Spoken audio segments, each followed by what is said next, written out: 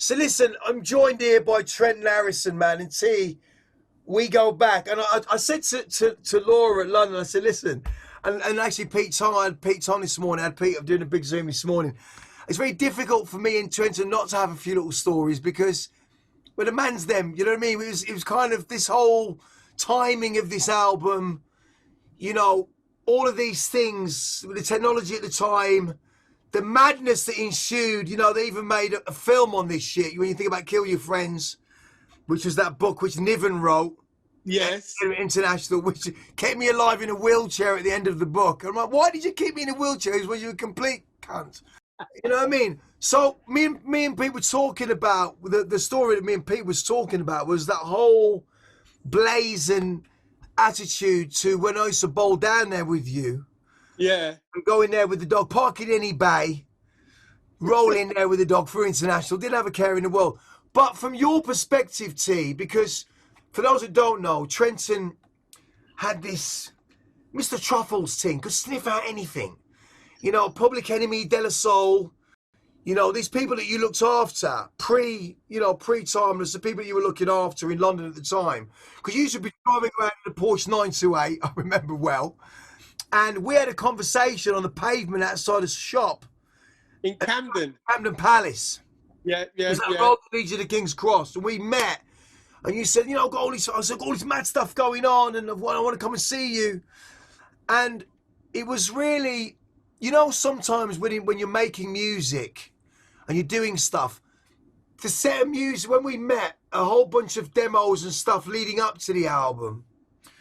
And I'm not quite sure, you know, obviously with the deal with Arlington Street, it was obviously John Noll was doing a few bits and pieces. Yeah. Angel and Terminator EP. But as soon as it was ready to blow, I think we met during that month. It was a bit weird.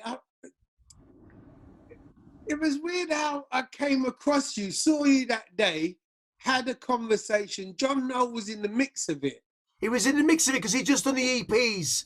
He just brokered the deal with Howie and me. You know, he was working with Howie B and Diane, which is how I knew him. And it was because I was in London and Howie, he was looking after Howie, and I was going out to Mayfair Studios in Utopia and seeing the back end of the Soul to Soul thing. And then I met you purely by accident, but I don't know how we'd met. When did we first meet?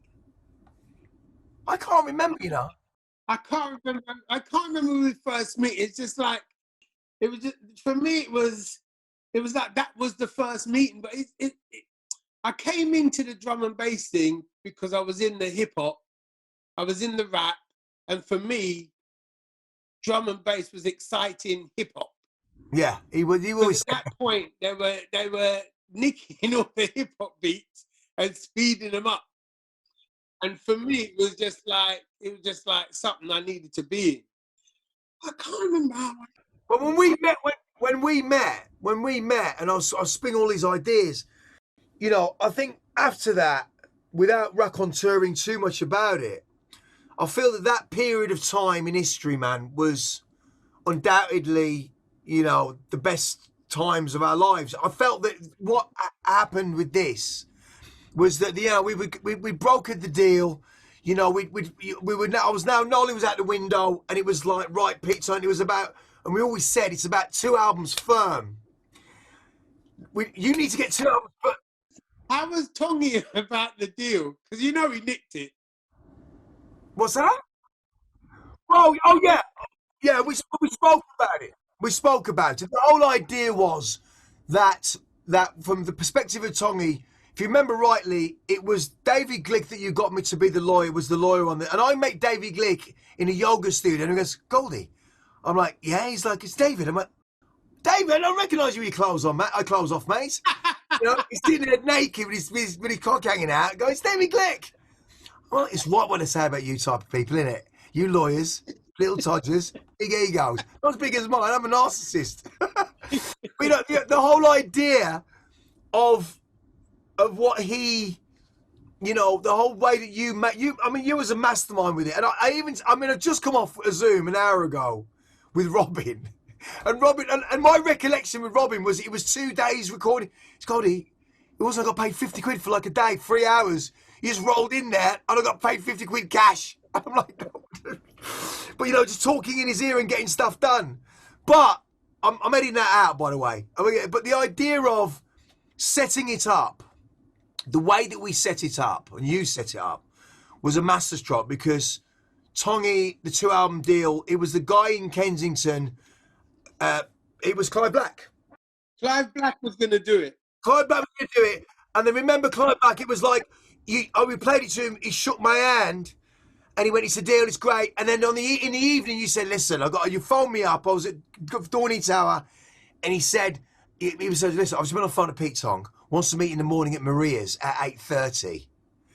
You know how that moved?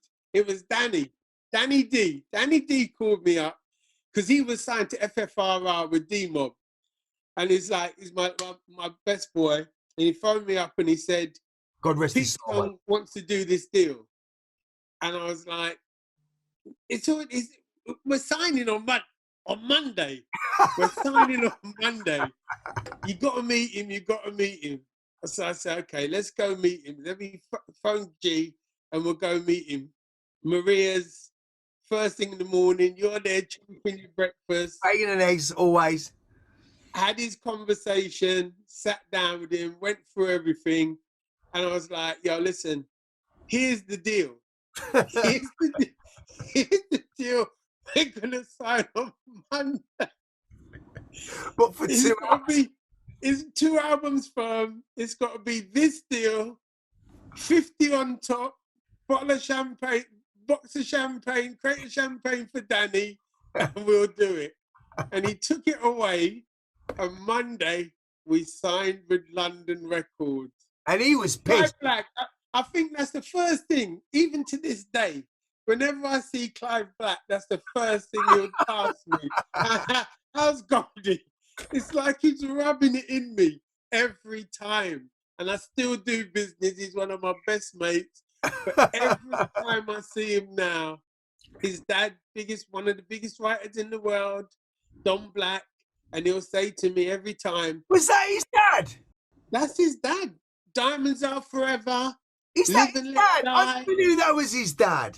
That's his dad. That's his dad. My timeless people, you never know. You learn something every day here. Don Black is Clive's dad. Beautiful guy, wicked guy. Yeah, big. Well, you know what? Because you remember when you said you got to take the phone call from Clyde because Clive is a bit pissed. And I remember he called me. Yeah. And I said to him, listen, Clive, listen, Elmer Fudd. He goes, what do you mean Elmer Fudd? I said, look, I shot the rabbit. I said, well, you shot the rabbit, but the rabbit Don got up and walked out of the field, mate. And he was like, and the phone went down. It was not. I'd never done that before. But when we sat down with Tong, it was just so right. Do you know what I'm saying? At one point, at one side, it was like a record label trying to buy something hot. And then on the other side, it was a record label buying something hot, like you like it was, but knew what to do with it. And that, for me, has always been the thing that is where you sign, the commitment, where somebody you feel that someone can put the record away. And he understood it.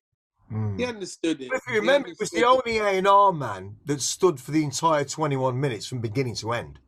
Crazy. Because everyone else would, like Rob Manley, Thursday night, clucking to go out to the pub. 4 minutes in, and he's like, he's going to reach for the volume. And like, is he going to go? My eyes are going like that, like a gunslinger. He's going to go for the volume. And as soon as you remember that volume, like, we're out of here, It's like, we're done. Yeah, it's not for these people. It's not for it. 21 minutes, man. I can remember when you told me, no single, no edit, 21 minutes. Do you remember when you first heard it? Yeah, I think I heard bits and pieces of it down at Rob's place, but the first time you came over and heard it, yeah, you come over a few times at the yeah. And it was, and from there, for me, because I was in that normal, in and out because of the hip hop and stuff, but in that normal record company bubble. When you said to me, it's 21 minutes, I was just like, my head was going, he's saying the record's 21 minutes. I might sit there with people that are like fucking in a goldfish bowl, can't even remember what they had for breakfast, and playing a record for 21 minutes. And I used to go in, I did that, I'd go in, sit down, wouldn't even really tell them and put it in and push play and sit there for 21 minutes while the movements and the orchestra and the record just kept going, and then it was nuts. Some of them got it. Some of them got it. It was like, I remember this guy, Robin Godfrey Cass, because he signed to Warner's. And when he finished listening, it was like, he said it was like Vangelis. He was just like blown away. He weren't letting it go out the door. Robin Godfrey Cass. But I think that the main thing for me was having the freedom to do it. And I was nuts, so let's face it, I was 2p short of a quid a lot of the times. And I think the idea of Alchemy, you know, the rocket going off inside the box, it's just going off all the time. And I think you had to literally, a lot of the times, physically have hands on me to kind of, because it was a bit mad. It was a bit mad. But I felt that the period of going from Dorney to Stevenage, after the deal was done and finishing the album, you know, I felt the fascia of this Pioneer stereo. You know, and you went, you want to get yourself a car? I want a Mercedes. I wanted it all. Do you know what I mean? It was that thing where I'd never had anything like that. The way we had to keep the lid on the box with the rockets going off constantly, and you making the music with people that are musical, but you're beatboxing, telling them how the trumpets need to go, telling them how the strings need to go. It was nuts. With Mel Gaynor, telling him how you want the drumming. Yeah, well, I found, weirdly enough, Steve's gone through this footage, and we found there's one particular part of the video where I've got Angels Fell at 33, and I've got Gaynor with one can on, and I'm in front of him, drumming out, you know, and he's struggling with the edits, and it was one of those things that the alchemy of it all, excuse the pun, conduit of putting it together, because Rob was technically gifted. He knew, you know, 100%. He was way ahead of the field, and you know, God bless him. We looked at what we were doing with that, and obviously the irony of it. I mean, just put it into perspective. You know, I remember offering Rob the record. We offered Rob Moving Shadow. 100 million%. You can have it. He's gonna do this record, and you can put it out on Moving Shadow. And he was like, I'll work on it, but he didn't believe. So, I mean, look, bless him, but I also think that it was a thing which is a big risk for an independent. You know, because Reinforced, remember Gus and Digo, they had the chance as well. I said to them, you know what I mean? Because but I guess for us, there was this other thing. And for me, the university of Mark and Digo, the university of getting schooled by those guys. So I guess, T, you know, that mad year after you masterminded the deal, I mean, it was a blur. It was a bit of a blur. You know what it was? There was a lot going on for that music. Everybody's eyes were getting opened up to it. There was a lot of different breakaways of it. Do you know what I mean? People trying to name it, put titles, intelligent, jump up, this one, that one. It was crazy. And then there was kind of you across the top of it, which was nuts.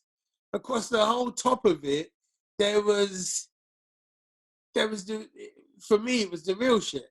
Do you know what I'm saying? Because everybody else was using a bit of something else. Do you know what I'm saying? It was just like, and I think the realization of what you were doing out front of everybody else kind of sat on the top, which obviously a few people got their noses put out of joint as we came along, even with the DJ and shit. Yeah, I think that's part of the scene it comes from. I think with every genre, that's kind of the thing. But I think what was unique about it for me as a coming of age album was Robin Smith summed it up. He said it is a timeless album. It doesn't, its foothold isn't in anything. It's jazz, it's funk, it's reggae, it's all of these things.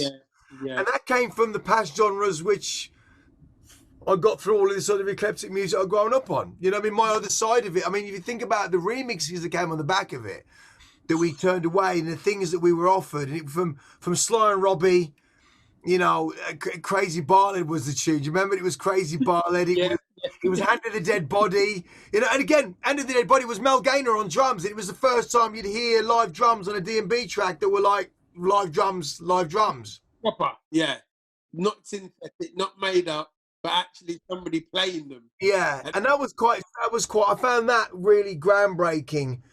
You know, and he was obviously. I still got the Victory. Remember the Puffy situation when Puffy calls up and wants. He wanted me to do Victory, and I turned it down because I wanted to do the Benjamins. I'm like, I ain't doing it.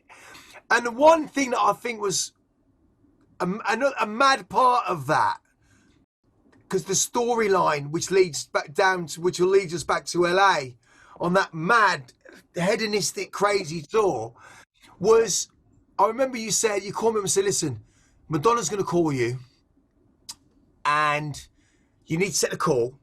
And I was in the kitchen in Bovingdon getting something, and we had the studio built there. We did all that stuff with Dave Shershin.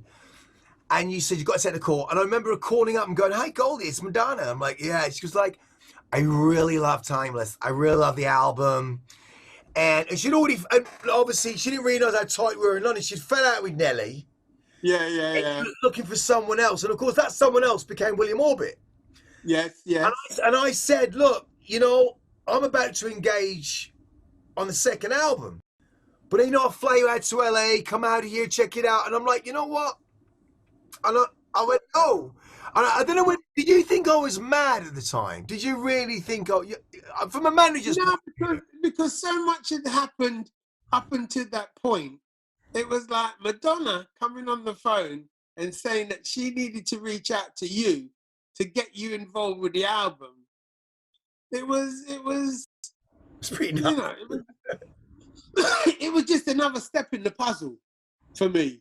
Oh. Because by that time, so, you know, Lawrence Fishburne and who's the other guy? Lawrence.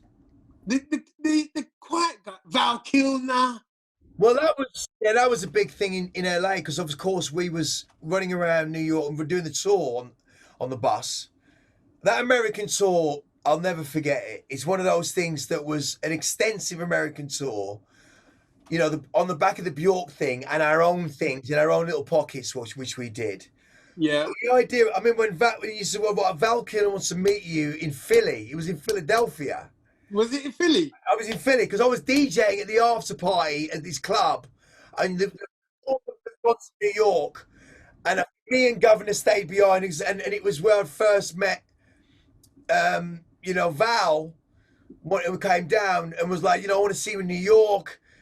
And it got crazier than that, because what happened when we went back to New York and I was seeing Naomi at the time and all this other mad stuff was happening.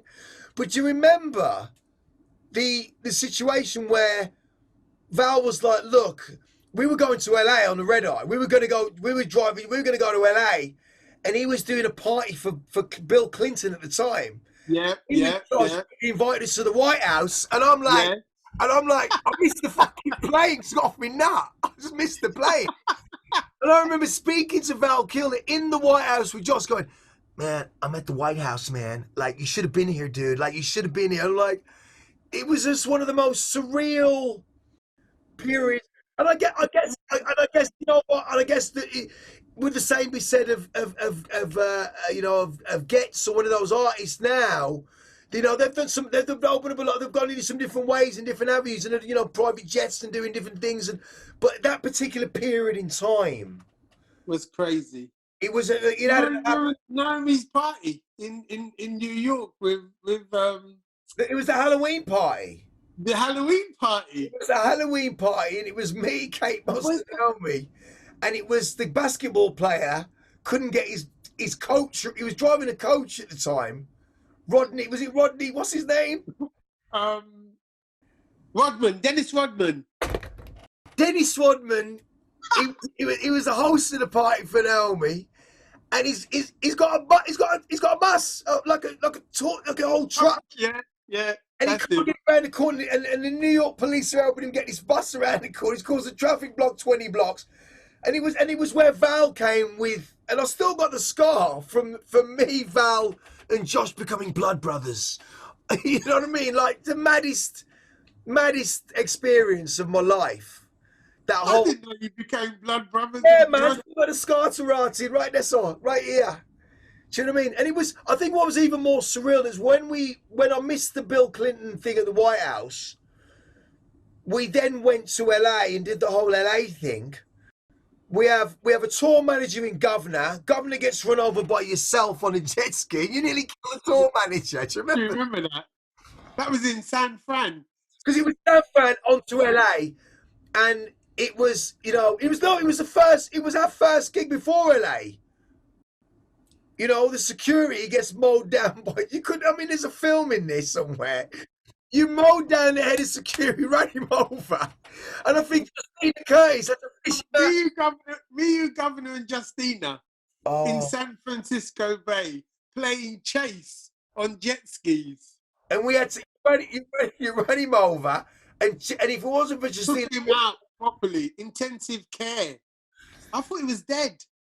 He was floating in the water like this with his head in the water. I mean, this When was, I turned him over oh God, and the cut was in my face. that's what I'm saying. That whole Timeless tour, and it was only until we did a few other gigs and we got him back on track. Remember, and he Yeah, joined us in LA. And I always remember him saying this on the, because he said he's going to go home, he's going to stay, he wants to stay. And I went, and I yeah, see him in the foyer at the hotel at the top of Sunset where we stayed. yeah. Governor, he's fine, it's great. We all ran around him, and I went, "What? Are you all right?" And he went, "I'm better now."